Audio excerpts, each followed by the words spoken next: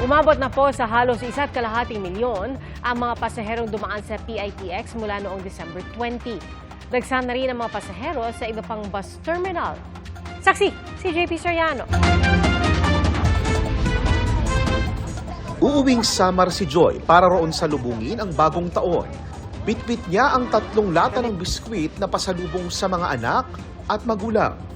Ay, ito lang ibang gamit or mga pasalubong na iba kasi mas okay sa kanila yung biskwit. Simple lang, makasama ko lang po sila ngayong New Year.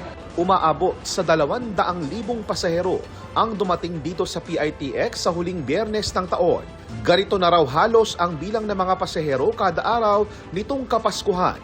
Kaya halos 1.2 milyon na ang dumating sa terminal simula December 20. Pinakamarami ang umuuwi pa Batangas, Bicol, Mindoro at Visayas. Dahil halos walang patid ang dating ng mga pasahero, humahaba ang pila sa main entrance pa lang. Mahigpit kasing iniinspeksyon ng mga gamit. Kabilang sa tinitiya ay walang makalusot na matatalim.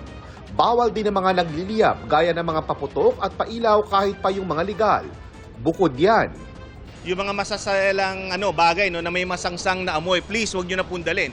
Imagine niyo po kung kayo po'y nasa air-conditioned bus, ilang oras nakakulong kayo dyan. Hindi lang po kayo mahihirapan, pati kapwa nyo po pasahero. dinagdagan na naman ang biyahe ng mga bus pa Bicol Region. Bumagal kasi ang pagbalik ng ilang bus sa PITX dahil sa matinding traffic sa ilang kalsada sa Camarines Sur. Dagsa na rin ang mga pasahero sa bus terminal sa Sampaloc, Manila. Kumpara naman kahapon, mas kaunti na ang mga pasahero sa BFCT East Metro Transport Terminal sa Marikina. Ganoon din sa EDSA Cubao Bus Terminal, na ayon sa aming nakausap, gabi pa inaasahan ng dagsa ng mga pasahero. Sa Lawag City, fully booked na hanggang January 1 ang mga biyahe ng bus na papuntang Cagayan at Isabela. Out of the country naman ang trip ng pamilya Madelo. Bukod sa maaga sila sa NAIA Terminal 3, pare-pareho rin sila ng suot. Pinagawa po talaga. Sobrang excited po. Macau and China po. First time po sa Macau. Si Clarissa, kahit bukas pa ang flight pa London, umaga pa lang kanina ay nasa paliparan na. Ayoko nang ma-stress. Kasi nakikita ko lang sa TV yung dami ng tao sa NAIA 3, tapos sa labas pa. So sabi ko, I'll choose na lang a day before ng flight ko para dito na rin ako sa lounge mag-check-in. Ayon sa tagapagsalita ng Manila International Airport Authority o ng MIAA, hanggat maaari ay dapat kahit 4 na oras bago ang flight ay nasa airport na.